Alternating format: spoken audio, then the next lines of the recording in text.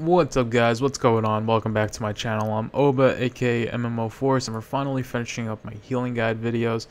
This is my Mercenary healing guide slash Commando, and then my operative slash scoundrel healing guide will be going up tomorrow. Sometime tomorrow.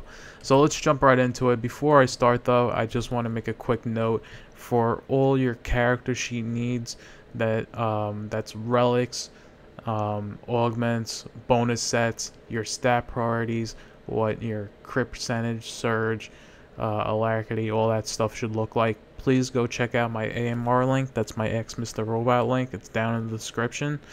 Go check that out, and it's going to tell you everything that you need to know that what best in slot is going to look like. So go check that out. And before you do, I just want to make one quick note on the relics. As a healer, I always recommend having a main stat proc relic and then a clicky power relic. The reason I like the clicky power relic is because I like to save that for an oh shit moment at any time, because when you get two procs and an oh shit moment's coming up, you know, you're gonna have to wait 20 seconds for that proc to come back. So I recommend keeping one proc and one clicky relic as a healer. Now let's jump into the guide here. For my skill tree, I do 36-9-1. The one thing that you may notice is different is that I take 1 point out of Peacekeeper and I put it in my custom suit here, giving me an extra endurance. Sorry, that's my phone. An extra endurance and an extra 1% healing received. The reason I do that is because I usually never keep my Kolto shell on me. It's always on the tank. I always keep it on the tank unless I'm in an area that I know I'm not going to be healing in the tank and I'm like off by myself and the whole group's spread up, then I'll keep it on myself. Or if I have a lot of ads on me. Now, healing, mercenary healing is different than sorcerer healing. If you haven't checked out my sword healing guide, go check it out. I'll put a link in the corner. Sorry, I was just checking my phone there. So yeah, make sure you guys check that out. But mercenary healing is different because sorcerer healing, they are more raid healers than they are tank healers. Even though they're both great tank healers and raid healers, they lean more towards the raid healing. They're not as bursty. They don't have many burst healing abilities at all than a mercenary or an operative does.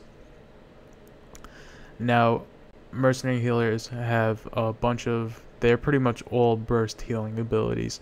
They don't have any channeled abilities. The only cast ability that they have is the rapid scan and then the healing scan, but they're both quick. So yeah, they're definitely burst healers. They're tank healers. They're not great raid healers, but they can be, just not as great as a sorcerer. So with that in mind, I always recommend having one mercenary healer in a 16-man raid. Like I said, they're great tank healers, so you always want one at least. Now I'm gonna go through my abilities here and show how pretty much I heal. Mercenary healers are a little different. Now, I always say healers don't have a set rotation, but mercenary and commandos do. Mercenary and commandos, they kind of do, because you want to work in your rapid shots somehow. So when you work when you want to work in an ability somehow, then you're kind of basically making a rotation.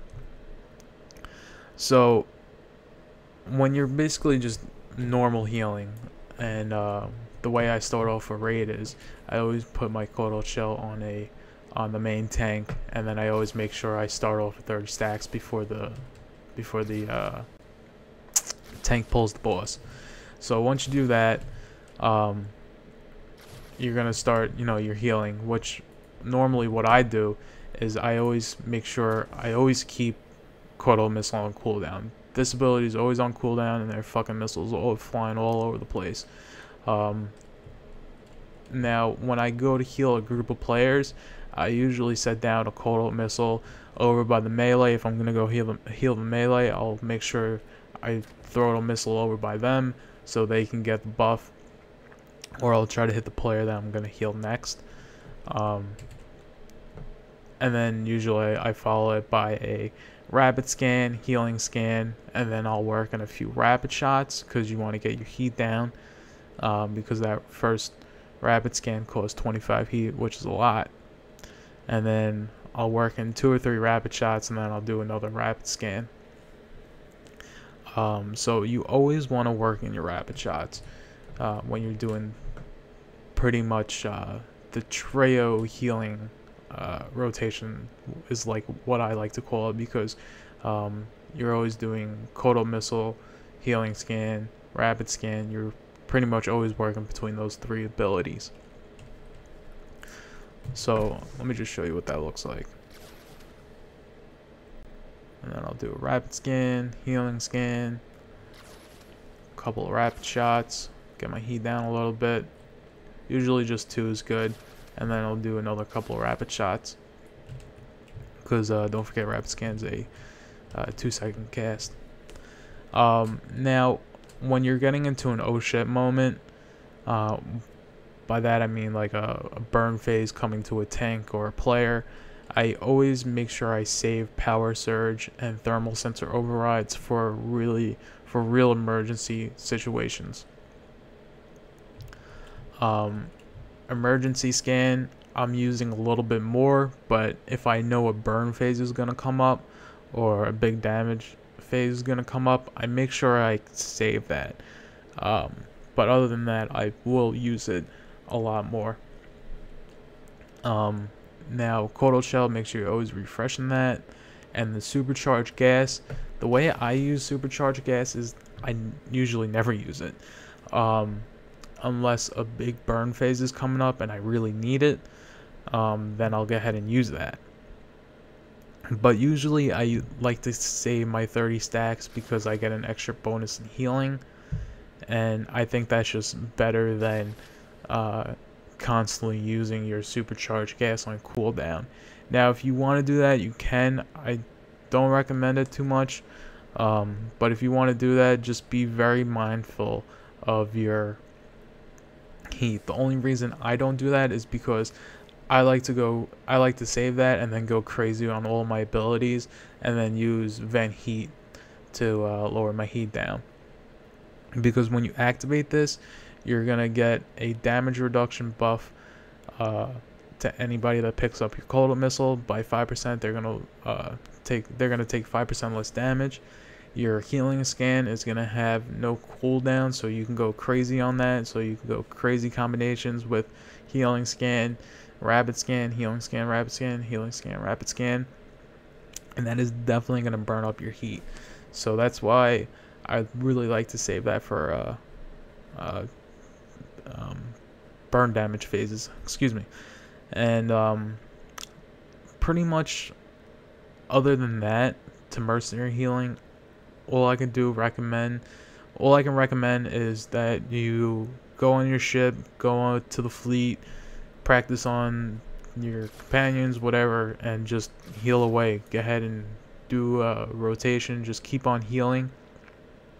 Do your main trio healing ability, as I like to call. Make sure you find a good way to work in your rapid shots, and then practice what an oh shit moment would look like, and see if you can work your way out of it. By that I mean keep on using your abilities, keep your vent heat up, use that, get down to 0 heat, and then see if you can keep on continual healing normally as you would. Now don't forget, mercenary healers are burst healers, so don't think all the pressure is on you.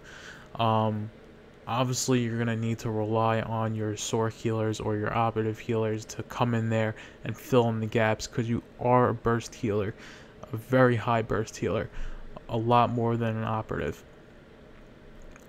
So there are going to be a lot more downtimes that you're just sitting there doing your rapid shots.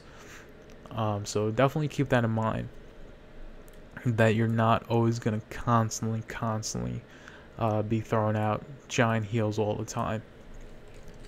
Mercenary healers, commando healers just really can't do that. But yeah, that's pretty much it, guys. Like, subscribe, comment. Make sure you check out my sword healing guide if you haven't already, and keep posted for my operative healing guide, which will be going up soon. And also too, like I said before, please check out my AMR link in the description below, and that's going to give you everything you need to know under your character sheet. So go ahead and check that out. Peace out, guys.